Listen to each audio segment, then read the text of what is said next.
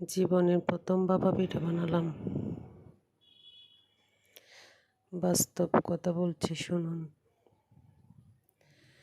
তলে তলে অন্যের ক্ষতি করে নিজেকে খুব শিয়ানা পাবেন না।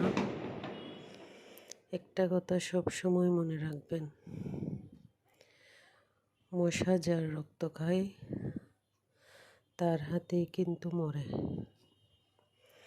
তাই সবার উদ্দেশ্যে বলতে চাই, সময় থাকতে নিজের ভুলগুলো থেকে বেরিয়ে আসুন। এটা সবার জন্য মঙ্গল। শীতের দিনে ভাপা পিঠা খাবো না তা কি করে হয়?